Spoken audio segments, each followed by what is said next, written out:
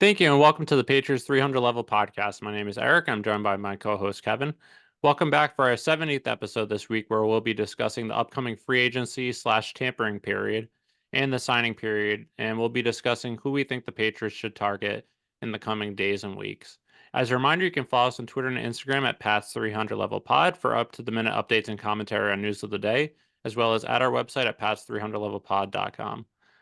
So Kevin, it's been a couple weeks since we talked last. Free agency's about to get going. We've had a couple news signings, both with the Patriots and around the league, that we'll get into in a minute.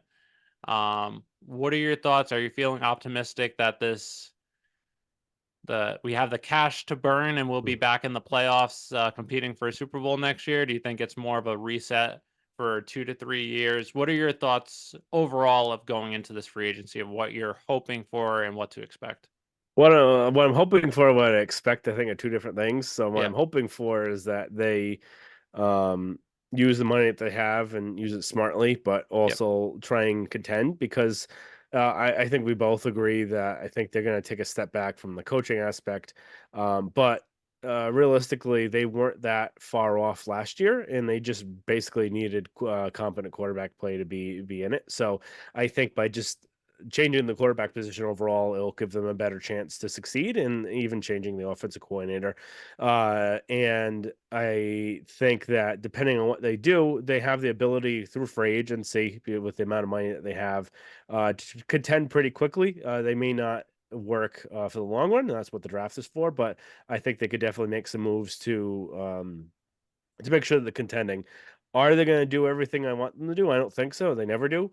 And I think the one thing I'm afraid of what's going to happen is, we've seen this a lot so far, is I'm afraid that the guys that are going to be out there, and we always seen this, a lot of the top talent guys aren't there this year because they're being franchised, they're being re-signed because all of these other teams where they would have lost them before, they have more cap space just because the cap went up, so they have more room to spend on their guys. So the guys reaching free agency are not as high quality And not only as. did it go up, it went up, I think, $12 million than what everyone was expecting Mhm. to. So that's an extra $12 million to work with. Yeah. So the guys that are there aren't all the highest, you look at wide receiver. You don't have a true number one wide receiver out there.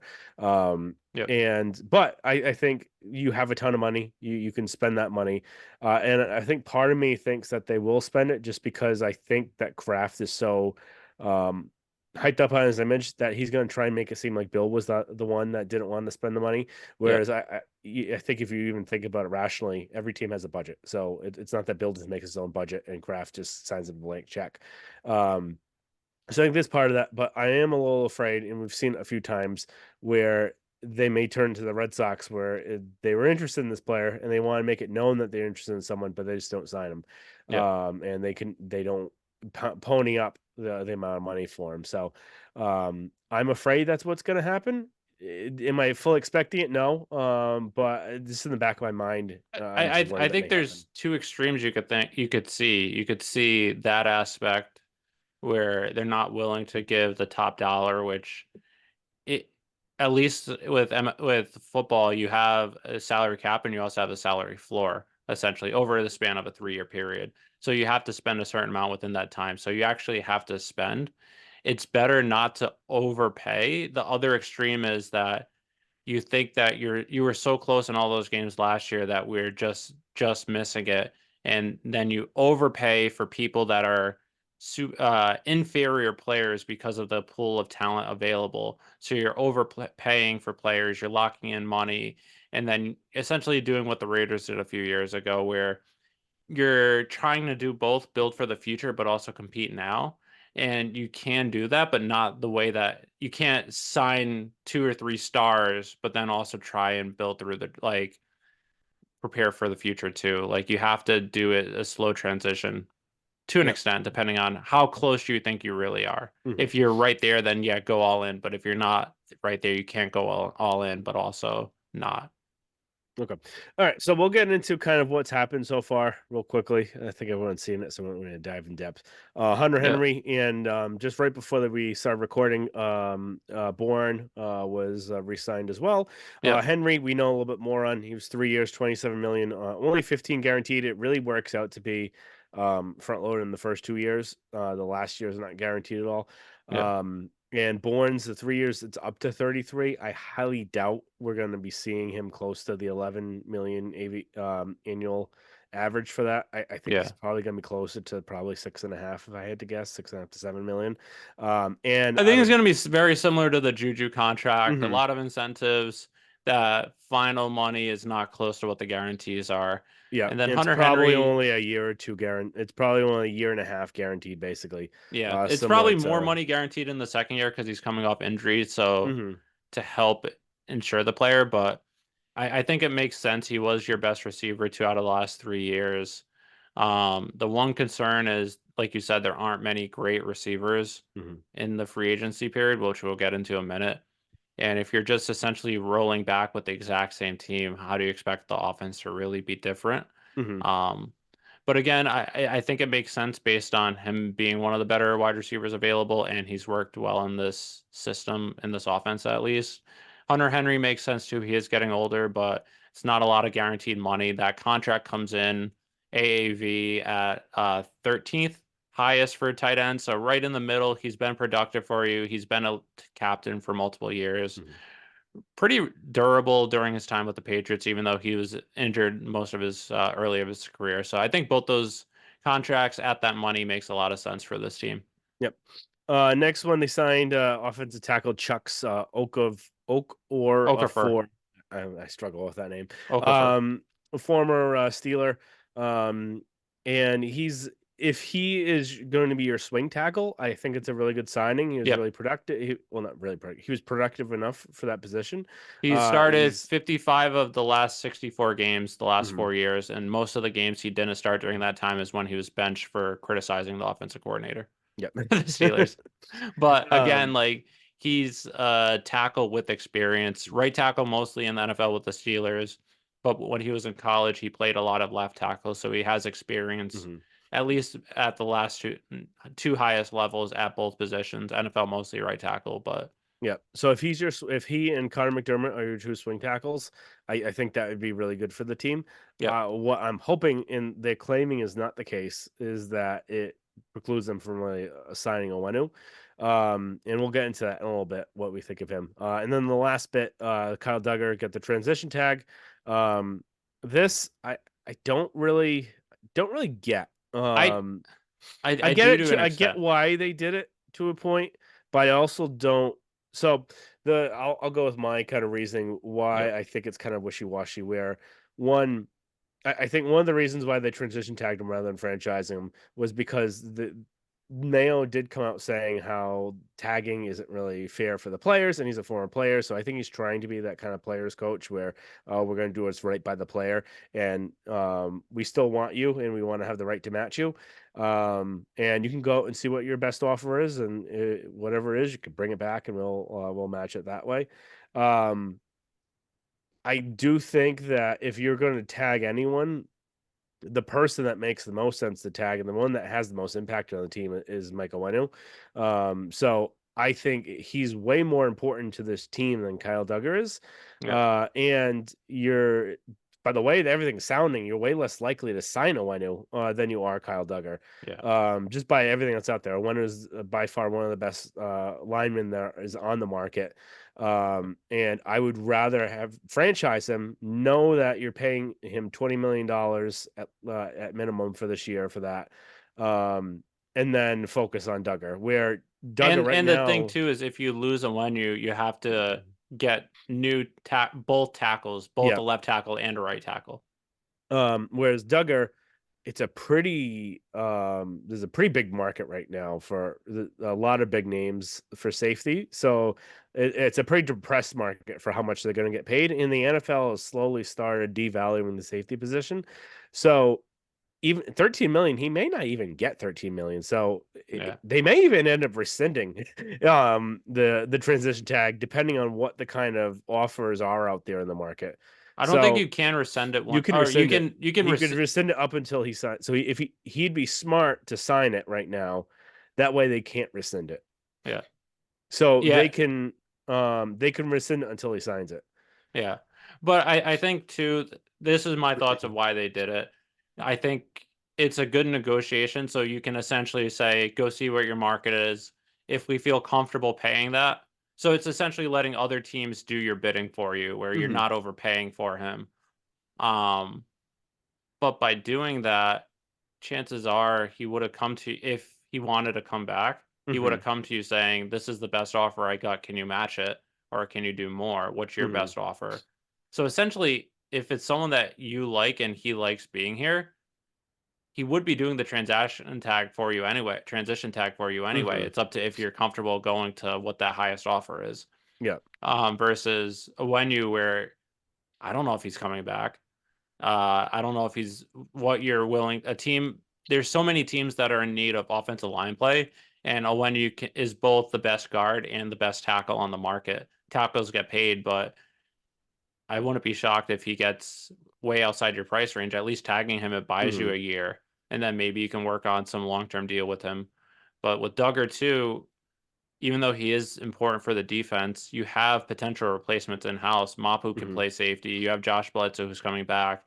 You could bring back Miles Bryant. Even Jalen Mills played really well at the safety position. If you bring Jalen Mills back primarily as safety, there are a lot of replacements in house, let alone on the free agent market. So I mhm, think the transition tag helped a lot with this year with how many good safeties are on the market. So you might be able to get a long term deal relatively cheaper because of that. But I still would have rather used the franchise tag. The only thing I don't know is if he signs the transition tag, if you were to franchise him next year, is it at that second level of the franchise? Because if you franchise someone the second year, it goes up exponentially than what the first year was. Or since he wasn't franchised, is it what that first level franchise tag is? That I don't know. But mhm. Um, yeah, no, I agree completely. So, let's get into kind of what because the free agency is starting tomorrow. Or if you listen to it, 'cause I'm gonna be probably posting this late at night, today. That what are the offensive wants, and then we'll get into defensive wants and then some mailbag questions real quick. So obviously quarterback is the probably the primarily the biggest position because they traded away Mac Jones today for a 6th round pick. Um, and we didn't really give any of our thoughts on that yet. So quickly, I'll just say that wasn't surprised based on everything I was saying. It sounded like they were going to be trading him. yeah, I think he probably has more value to the team itself than a 6th round pick. But it's also doing right by Mac, so I think that yeah. might be a little bit fair to him. He The only thing also, that surprised me, I'm not surprised he was traded. The only thing that surprised me was it was to the Jacksonville Jaguars. I would have mhm, figured another team would have gone for him as a potential good backup, mhm, maybe try and develop him in a system. Like the Rams, just playing behind Matthew Stafford, maybe McVay can get the best out of him. mhm. Or in San Francisco, I believe Sam Darnold's a free agent, so Yep. they'll be needing a backup quarterback. Kyle Shanahan really liked him coming out of the draft. Mhm. Maybe he can be the backup to Brock Purdy if knowing how Shanahan is with quarterbacks, maybe Mac Jones will eventually Yeah. beat the job out of Purdy if Shanahan blames Purdy for that Super Bowl loss. Mhm. The Vikings, they need a quarterback. If Cousins leaves, they have good weapons. Maybe Mac is someone that can fight for the job, probably a backup. Same with the Falcons, too. So I was expecting a team where he'd have a chance of either going to an offensive coach that thinks they can get the best out of him as a Mhm. backup role, or a place where he might fight for a starting job just because there are teams that need quarterbacks and there aren't a ton available. Yep. No, yeah, agreed. I think that was one thing that surprised me too. I would have expected either the Rams or the Vikings. I thought when if I had to guess, would have been the two destinations Yeah, that would have been best same. for him, and that would probably give up more for him. Um, but yeah, he's the one that's responsible for basically killing Bill Belichick. So Yeah. I'm not too upset to see him gone.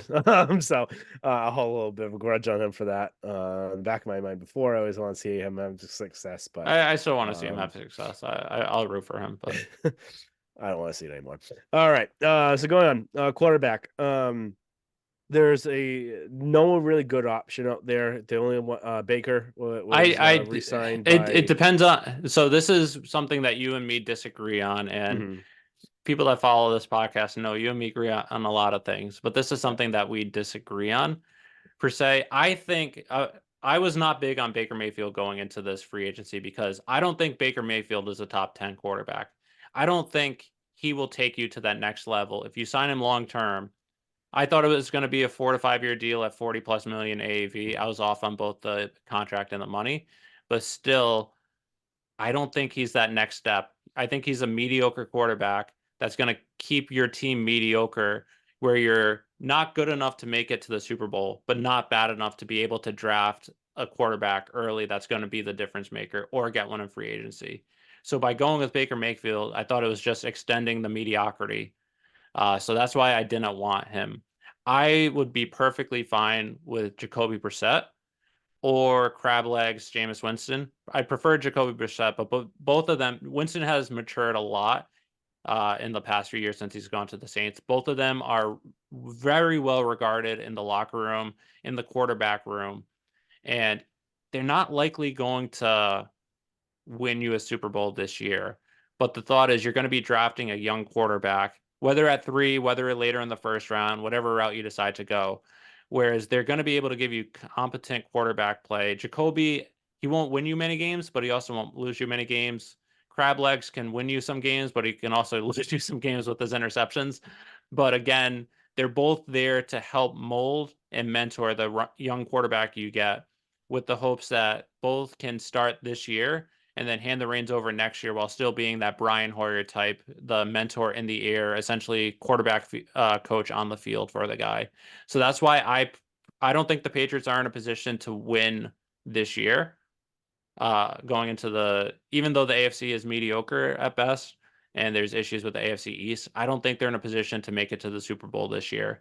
So that's why I'd rather help along the quarterback that we draft's growth with a good mentor in the room.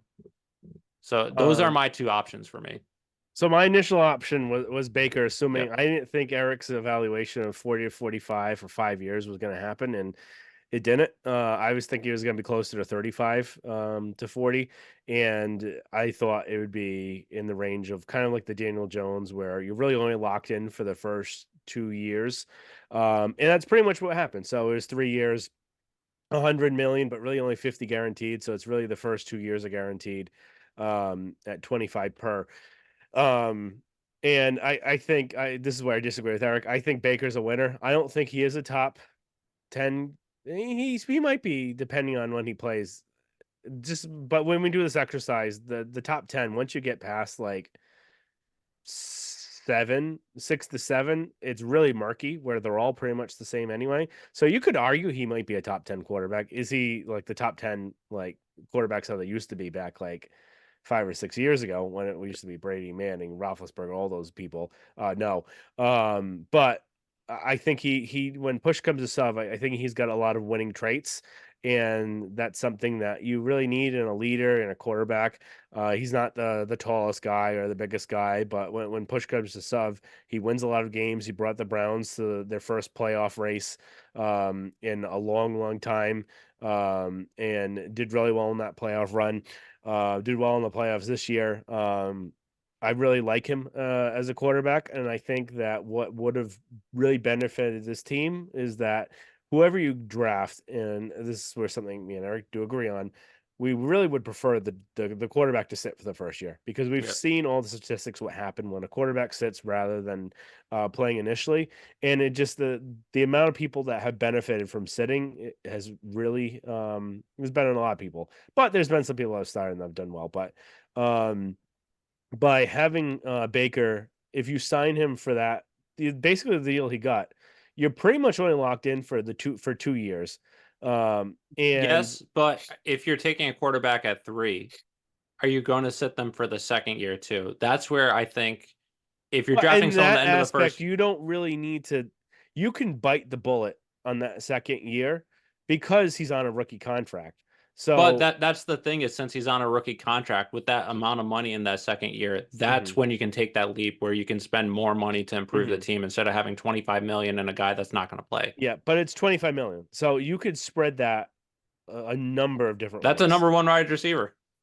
Yeah, but you could spread the 25 million over years. That if you sign that number one wide receiver, you could do cap manipulations. So that 25 million of Baker's doesn't really kill you, and you Yeah. can end up spreading it over time too. So I would have done it just to have Baker for that for that first year, so that way you can get to the playoffs, see what happens. Something funky could happen. They could win a game or two and have an exciting year, because this team isn't that far off. If you solve the quarterback position, if you solve the wide receiver position, you solve the line. So Solve the it, tackle positions, solve the defensive coaching. yeah, so that's where I thought, and Yeah. because pretty much Baker would get you there for year one. And then here's the thing: what happens if you do draft this guy and he's not developing the way you want him to?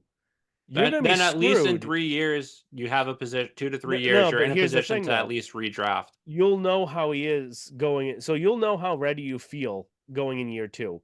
Are you comfortable with him taking the reins? Are you not? If you're not, you start Baker again and then still keep developing him. Justin Love, Jordan Love, not Justin Love. Jordan Love needed years to develop his was it the second year or third year, whatever it But he was when he also had the wasn't a top three pick. He wasn't projected to go that round. He was projected to be more of a developmental yeah, player. but Assuming you go quarterback mhm, at three. If you go Marvin Harrison and you take one of the guys later, even though I'd argue Michael Penix is probably the most pro ready out of mhm, people after Caleb. But if you're going with someone like a Spencer Rattler, if you're going with someone like a Bo Nix or JJ McCarthy, okay, I get it. If you draft them late in the first or early second. But if you're drafting a quarterback at three, they should be ready to go year two.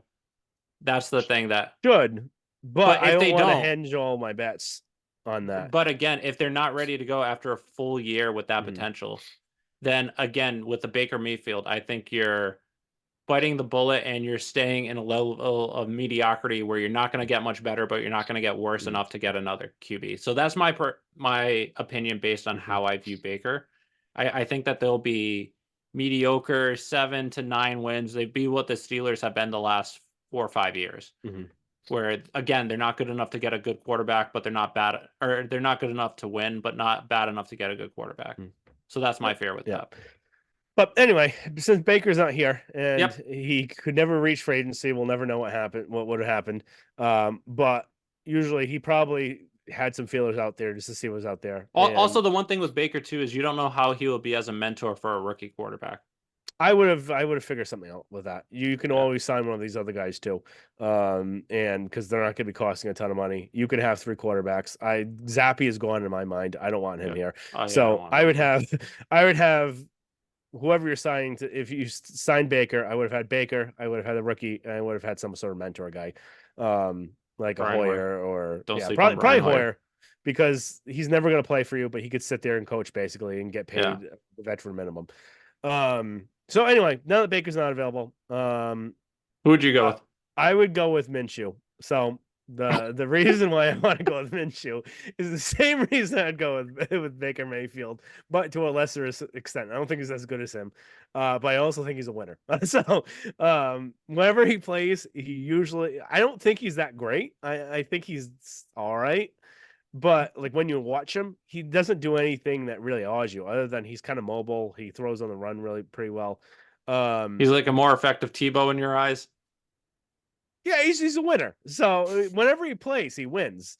Uh, so I don't know. There's something about that. I can't put my he's just a winner. I don't know if it's the mustache and hair and that he wins, but yeah. So that's what I'd go with. You could talk me into Jacoby Brissett. I don't want Jameis Winston on here. Um, you could also Jameis talk. Winston would be so entertaining though.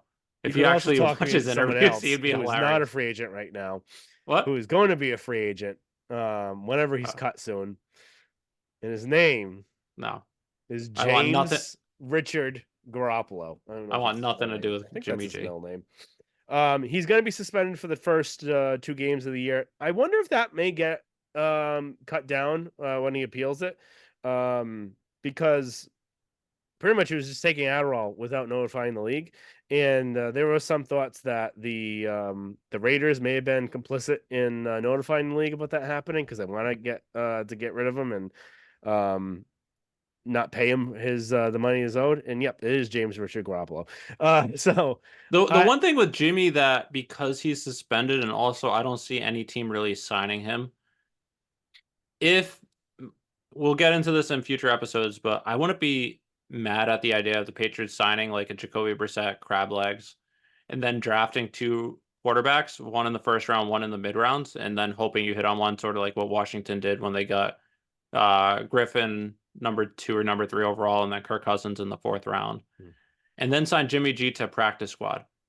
And then if your quarterback gets hurt and you're not ready for the rookie, Jimmy G can go in. He can be a practice squad elevation for 2 to 3 Mhm. games, and then if your quarterback gets hurt, you can sign him to the active roster just to play, just to help prolong having to force a rookie in if they're Mhm. not ready yet. If the rookie's ready, then go ahead. But that's the only way I could really see a Jimmy G working, where you sign him as a backup for the practice squad, where he's not really taking up an Mhm. actual roster spot. Right. All right. So we've been going pretty long here. We'll move in quickly. Running back position. I just hope that they just resign Zeke. That's who I'd want. Yeah, Supposedly they're I'd in want on Saquon Barkley. I wouldn't spend a nah. shit ton of money on him. Yeah. But that's some rumor, and it wouldn't surprise me them being stupid and just paying a shit ton of money for him. But I don't I know. We'll really see. want I would want Zeke back. He still looked like he had stuff in the tank last year. Mhm. His stats aren't as good as they should have been. There were two big plays he had where that were called back on phantom penalties. Mhm. The 75-yard reception at the Raiders game I was at, and then there's another one or two here or there. But I really would want Alexander Madison. I've always been a big fan of his, partially because I've met him before and was the absolutely nicest human being. Mhm. But he could really be that third down running back that this team has been missing the past few years, where Mondre is still your number one guy, but Madison can catch the ball out of the backfield. He can still run pretty effectively. The Vikings offensive line was pretty beaten up this year. So he can spell Mondre, and then you can also have both Madison and Mondre in the backfield, and then they can throw to both guys. Sort of like how the Browns, who is our new offensive coordinator, was the Browns offensive coordinator. They had both Nick Chubb and Kareem Hunt, both very effective. Both Kareem Hunt was more catching out of the backfield, but they had both and were effective with both.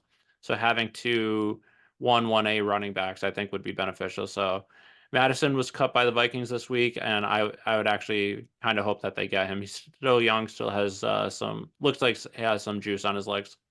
Yeah, he fucked me in fantasy this year, so I'm done with him. So, but yeah, I don't know. If they sign him, it's fine. He's a running back. There's not really. I don't think anyone does any more value position that as much as they used to. Yep. So a running back is pretty replaceable, I think. All right, wide receiver. Here's the big one. That we'll probably spend a little bit of time on. Just different names. We probably won't have too many arguments. I think Calvin Ridley sounds like the number one guy that they're going to be pursuing. And I think that's the easiest one. He's the best guy out there. The He. thing that I'm worried about is, I mean, he did have a down year this year and still had 1,000 yards, Mhm. but he's kind of inconsistent. He has a lot of drops, and since he is by far the number one guy in the market, I feel like you're going to have to severely overpay to get him. Mhm. If there, if it was totally up to me and I was the GM, what I would do, which some fans might not like, but I would sign Tyler Boyd. He'd be my number one free agent, with the assumption you also trade for, or if he's cut, sign Cortland Sutton. I've always been a big Cortland Sutton fan. He's not the same guy he was before his injury 4 or 5 years ago, but he was still very effective this year, had 700 or 800 yards, had 10 touchdowns. He's a better He Parker. would essentially be what? He's a better Devontae Parker. He is. So you get rid of Devontae Parker. You don't have that true number one. You still would draft a guy in the second round, or you take Harrison, depending on what your thoughts are on the quarterback position. But you could get that number one guy in the draft. You go into the year with the rookie you draft in the first 34 picks: Tyler Boyd, Cortland Sutton, Kendrick Bourne, Pop Douglas, and Juju Smith Schuster, and you Right. have 5 to 6 guys right there. So that's what I would do personally. I think Ridley, if you can get him at a reasonable contract, I want to give him more than 3 years, 60, and I think even that might be an overpay. But you front load it just because you have so much cap space. Mhm. But that's my thoughts. I think Gabe Davis does. You're gonna be overpaying for potential that he hasn't really shown the true production. Hollywood Brown isn't the same player as he was his first year or two. Curtis Samuel is just like an there isn't really too many good options available in free agency outside of Ridley. Boyd, I think, is a fine number two, three piece, and Cortland Sutton, I think, is a very good number two. Yep. Yeah, I definitely agree with trying to get Cortland Sutton, especially if they're trying to trade him because they already traded Judy. Like I said, I'd And probably just pay Ridley. I would have rather had Sutton than Judy as well. I Yes, wasn't I upset agree. that they didn't get him. Judy has always been name only and potential. He's never lived up to it. Yeah, yeah, he's been invisible, and they tried everything they could do to try and bring him to get him touches and feature him, and even having Sean Payton there, and didn't do anything for him. So I don't think Judy really has anything. So Yeah, Sutton is the guy I'd want from that team. I would I would go with just signing Ridley. Like I said, I wouldn't completely overextend myself and just yeah. completely pay him a shit ton of money because he's not going to be a number one wide receiver. If you can't get him, I would have gone with Curtis Samuel just because he's always kind of impressed me when I've watched him.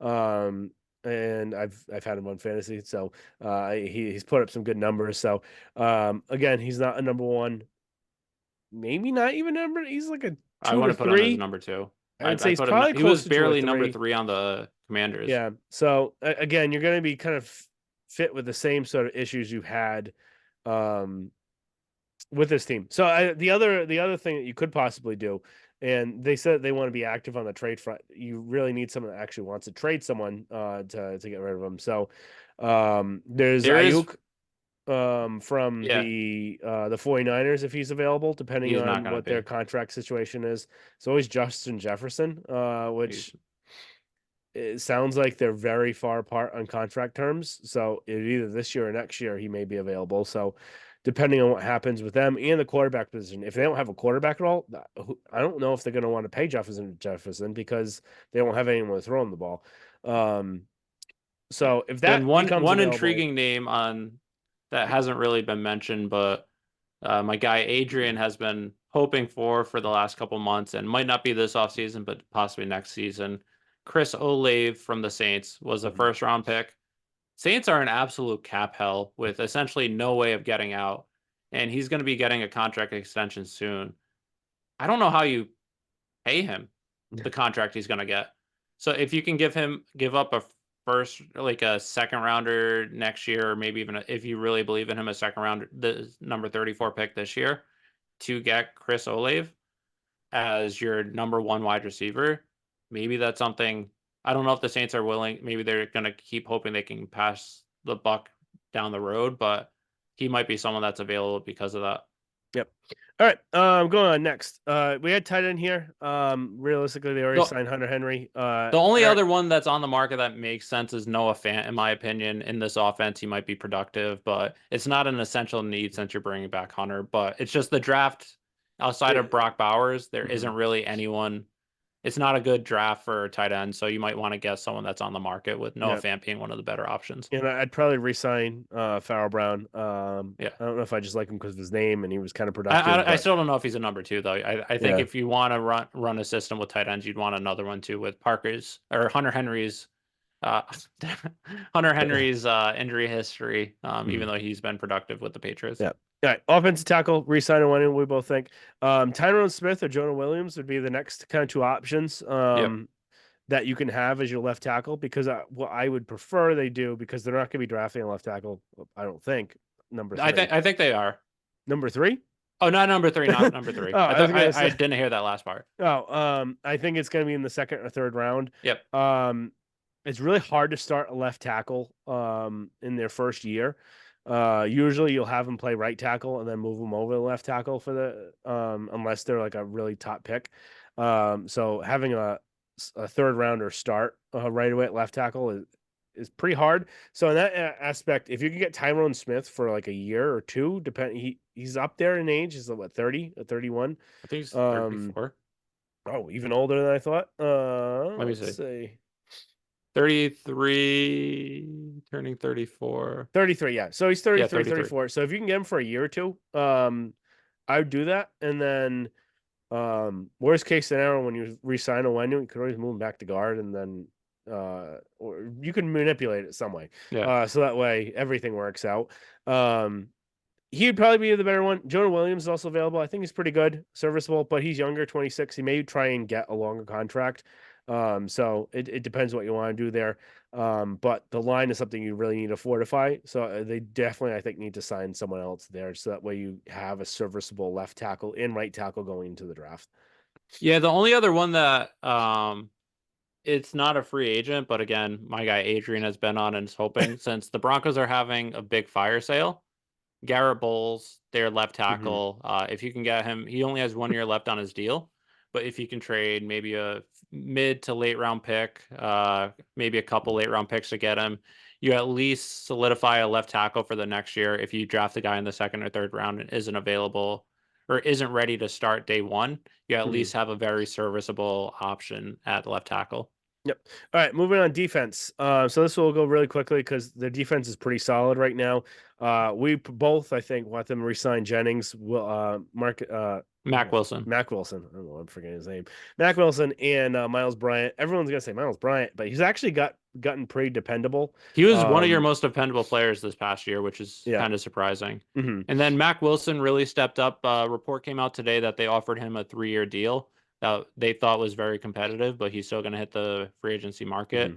I know he's very excited about Mayo, so my guess is he'll ultimately come back, but Hmm. we'll see about that. Yep. And I really like Jennings this year. He was just a Hmm. stud, so I Yep. really hope they bring him back. So D line, some options that are out there. Christian Wilkins from Christian the. Wilkins is my number one Mhm. guy in all of free agency. I know you're going to say defense wasn't the issue this past year. Why are you going defense with your top free agency that you're bringing in? And a big thing is there just isn't many good free agents on the offensive side of the ball. So if you can at least help shore up this defense where it's a championship caliber defense, even if your offense isn't there, your defense can help carry you. We saw the Steelers win what 9, 10 games this year with Mhm. no offense. Yeah. Uh, mm, the Jets even won 7 or 8 games with again no offense. But if you sign Christian Wilkins, it's going to be expensive, and you're going to likely want to extend Christian Barmore. Probably going to have to pay both of them 4 to 5 year contracts at 100 million each, where Mhm. it's 50 million AAV for two defensive tackles. But both of those tackles mixed with Judon, if you sign another defensive end or you draft a guy or Jennings, that's going to completely disrupt other teams' offenses, both in the running attack and the passing game. So by having both, I wouldn't sign Christian Wilkins and then with the thought you're gonna let Barmore go in a year. I'd want to have both of them for the next 4 to 5 years, but Christian Wilkins is by far my number one option. Yep. No, he's a good option there. Chase Young and Joey Bosa is not available yet, but supposedly he's going to be cut. Cut or traded for a late round pick. Mhm. He has a lot of money left on his the next 2 years. So since you have a lot of cap space, maybe you find it worth it. But a $36 million cap hit, I don't think is worth it for next Yeah. year. So I'd wait to see if he's cut. And if he's cut, you can try and then give him a good contract. But Yeah. Chase Young hasn't really lived up to it after his rookie year. So again, I feel like teams might overbid just on his name Mhm. without his production. But Joey Bosa, I'd rather have than Chase Young. But Yep. And another option, Andrew Van Ginkel. yeah, It's a funny name to say, and he's done really well against the Patriots, so he's another option out there as well. Some corners out there in case they want to fortify that aspect. Gilmore is going to be available. He's getting up there in age, so but is it? he's still been very productive even Mhm. after leaving the Patriots, and even getting up in age, he's still been productive. Yeah. I know we're pretty solid at the cornerback position with Gonzo. You have Jonathan Jones, but he's getting up there in age. Hmm. But outside of that, it's Marcus Jones, Alex Austin, and Marco Williams or Marco Wilson. I think it's Wilson. Wilson. But you still really need a solidified boundary corner. If you think Jonathan Jones is that for the next 1 or 2 years, then you're Hmm. probably okay. If you don't, then you want to at least test the waters. And Yep. then there's also Tre'Davious White from the Bills who is cut. He has been a multiple time All Pro. He is coming off back to back brutal injuries. He tore his Achilles and then tore his ACL. But if you think he still has something left in the tank, maybe 1 or 2 year flyer or incentive laden deal to see if he has something, and maybe you catch lightning in a bottle. And then Hmm. having Gonzo with a Tre'Davious White might be a pretty good cornerback room. Yep. And there's always there's Snead from the Chiefs, who Yep. I don't think they'll be able to just swing the trade because supposedly he is going for a second round pick. I don't think I would give up 34 for that. I think they have a lot more needs at that 34 position, either Yep. wide receiver or tackle. But if If they you could can give up somehow next year's swing, second, yeah, if they could give up next year's second and then even next year's third or fourth with it, I would definitely do it. I don't think it's probably going to do it. But if for some reason his market's less because you have to trade and pay him, um, I'd do that. I'd do a second next year and a third or fourth. So depends on what the Chiefs want or get for him. And then safeties, some available guys out there, just in case they need Justin Simmons, Xavier McKinney, Jimmy Chin. Anyone want to hit them any quickly, or do you want to get to the mailbag? I'd hit on them just quickly. Justin Simmons was kind of a shocker that he was released. He was all pro, second team all pro the last 3 years with the Broncos. He is getting up in age. I think he's 30. Yeah, he's 30, but he's still got a lot left in the tank. He's a more of a traditional free safety. He went to Boston College, so he is a local kid. I think he would be absolutely perfect for this defense, even with assuming that Kyle Duggar, they bring him back either with a transition tag, him signing that, or getting a long term deal. But him, Peppers, and Duggars have very similar but different skill sets where they'll actually blend perfectly together, in my opinion. And I think that will help this defense be absolutely loaded. If you're able to bring in Justin Simmons and Christian Wilkins, if I was GM, this defense, assuming it stays healthy, would just be absolutely loaded and would be the what hopefully carries this team. Again, I think he's likely going to go to Philly, but I hope that he's someone that they at least entertain. Right. All right. So we have a free agency mailbag, which isn't really addressing free agency, but we'll address that anyway. Actually, no, it doesn't. But it'll address the draft, but we'll address that anyway. And we have a mailbag that we forgot to get to last episode, both from the same account at Tucker Ross Khan. So first question: which QBs do you want in the draft now that Mac's been traded? I think May or Penix is the best fit for AVP system, and will like either. Why are so many fans convinced JJ is a franchise QB and want us to take him? So we'll get into these more in depth to the draft season, but if right now, I think those two are probably the top two that I'd want to draft either as well. Right now, this is subject to change depending. I still need to watch more uh what's his name's film, Daniels. Daniel's film, because I still don't know how I feel about his arm strength. So I need to see more about that. There's a couple games with one where it doesn't look as great, the other it looks a little better. But the way I see it, May has the intangibles where he's got the arm strength, he's got the size. His footwork is not good. His mistakes that he makes, throwing off his back foot, throwing into coverage, holding on to the ball too long. A lot of the mistakes that Mac made last year, May made the exact same mistakes, but he got away with it because one, he's got a better arm than Mac, and two, he's facing lesser competition, so he's able to get away Not with only it. lesser competition because it's college, but it's also a lower college conference. Yeah, so I would prefer him to sit, and I think he's probably the best, other than Caleb Williams. He's got the best kind of intangibles out there. Penix has a really great arm. He has those injury issues from before in both knees. And he's a lefty. I just something about lefties. I don't think anyone, no one really likes. It's a little bit harder, I think, for wide receivers sometimes, just because of the spin on the ball. Um, but those are the two that I think as well. JJ McCarthy, I don't see as well. I think what a lot of people like about him. He's young, and he's like Oh, like I he's a think winner, about Kevin. he's I'm a surprised winner. you're not all over him. He's a winner, and I don't know. There's something I'm watching him. Just nothing screams out that I like him. So he makes a lot of mistakes. He gets away with it because he doesn't have to throw the ball that much. Um, but yeah, I don't love him yet. Maybe I could fall in love with him. I'm not gonna call him a bust right away, but I just don't see it completely. And I will watch more of him just to see. And I haven't watched a ton. I've watched maybe 3 or 4 games of him. So he could win me over depending on how much I see more. But right now, from what I've seen, not someone I would prefer they pick. Yeah. No, I agree with your sentiments. I've been really big on Penix the last 4 or 5 months, just watching him, being on the West Coast, seeing more of the University of Washington games. His arm strength is extremely impressive. He has a lot of the intangibles. He Everyone in the locker room loves him. He's a very high character guy. Even when he went to the Heisman trophy presentation, uh, I believe it was Daniels had a custom made jacket with like his number and everything, which is fine. But Penix had a custom made suit jacket with the name of every single teammate on the inside to give props to them, saying it without them, I wouldn't be standing here. Uh, his injury history is concerning.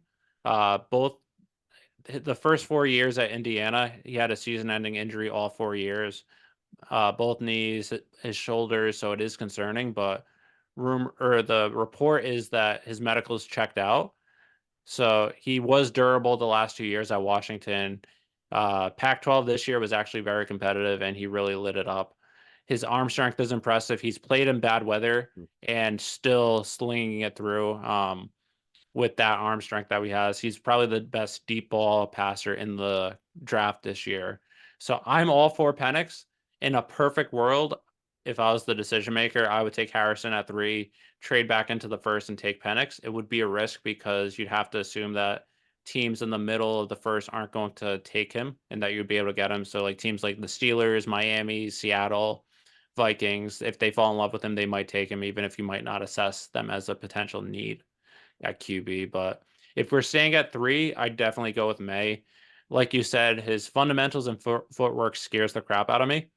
But whoever we get, I want them to sit year one. And I think by learning behind a good mentor like a Jacoby Brissett, you can see on film with coaching that's helping you with it. That's some things I hope you can fix. I don't Mhm. know if they'll be able to, but you're in a position where all you're doing year one is just learning and you're not having that pressure. That's where I hope that his arm strength, his talent is what will help him succeed. And having that year of rest will help him get to that next level. I do not like JJ at all. He is young, like you said, he is a winner. But when I watch him, he's nothing special at all. Mhm. I don't understand why people are so high on him. If you draft him, give him the Jordan Love treatment, maybe he has the potential to be successful. But if you're drafting him to start this upcoming year, maybe even next year, I don't see him having a successful career, even if he does go to a team like the Falcons or the Vikings that are loaded at receiver. Business, Because if you unless look at he the Fal has 3 top running backs and he hands off 50 times a game Yeah, like he did at and like Michigan. if you look at the Falcons, like some people are saying, if he goes to the Falcon, a team that's loaded at receiver, he's not going to have to do much. But the Falcons with Desmond Ritter were loaded at receiver and Mhm. running back, and he was still not good. So I don't see what the fascination with JJ McCarthy is at all. I think it's more than likely he's going to be a bust unless he sits for 2 to 3 years. Yeah, I think the Falcons still may be a good spot for him based off of kind of the reports that sounds like Cousins is probably going to sign there. If Cousins Um, signs there and he sits for 2 to 3 years, I think that's yeah. a good spot. If Mhm. he's drafted by the Falcons to start day one, I think it's going to be an utter failure. No, I agree. Yeah, I think that may be a good situation just based off of kind of the reports out there. It sounds like Cousins probably signing with the Falcons, and apparently he was looking at schools like last week there. So he's doing his due diligence. So we'll see. All right, last question, real quick, because I got to get this podcast uploaded. Do you think Ryland is our starting kicker next year? Um, This I can tackle this I don't first. I think know. this is actually kind of a fascinating question to an extent because it's going to depend on if I what my guess is going to happen is they're going to sign a free agent kicker or draft someone in late rounds to be Mhm, competition and see who wins the job out of camp, who has the best training camp preseason. But again, supposedly he was making all those kicks in practices and just had the yips. mhm, And in practices, he was still making it. So do you trust him enough going into the season? Sometimes kickers fix that. Nick Folk, before he came to the Patriots, it's horrible. had a terrible streak of just missed kicked after missed kick, but he Mhm, corrected it. But if Chad Ryland say cut this offseason or they sign someone or they draft someone in the middle rounds, that might be the front office saying this was Bill's guy, we want nothing to do with him, mhm, and trying to cast everything out and just kick him to the curb. You definitely see his talent even in that game-winning kick. I mhm. think it was just more mental and the yips, which Yeah. can be corrected. So that's why I would at least give him a chance to win the job. If he loses the competition, then so be it. Or Mm. next year comes, he wins the competition, but next year comes around, he keeps missing kicks, then you just go another direction. Yeah, and historically, rookie kickers have not had that much success. So, Yep. year two may be a little bit better for him too, and he's going to have more experience just with kicking in the NFL, and the stadiums are different, the sizing, all that sort of stuff. So, Yep. yeah, we'll see. If I had to guess, I would say probably, but because it's a new regime, they're less married to the fact that he was a fourth round pick. Even though Grow And is the one that was in charge of the mhm, draft last year, and he's yeah, still head of scouting, so that's the tricky part. But if they want to say this was Bill's guy, you we're separate from that old yeah. regime, then I could see that. Yep. All right. So thank you everyone for listening. We'll be back. Our next episode, we'll probably recap what happened in free agency. Probably in a week or two, depending on how many moves happen, if it's a slow or fast kind of movement. Make sure you follow us on Twitter or X at Pat's Level Pod. Just for up-to-minute updates, our commentary getting a lot of traction there. If you see our Bill Daily Savings Time post, and subscribe, rate, and review. Follow us on Instagram, Twitter, like I said, and make sure you subscribe. We're also on YouTube as well. We're now on Rumble as another video platform for anyone that uses that instead of YouTube. Just trying to make sure we have as many platforms as possible so you can have any sort of way you want to watch us or listen to us. So thank you again, and look forward to talking to you guys next time.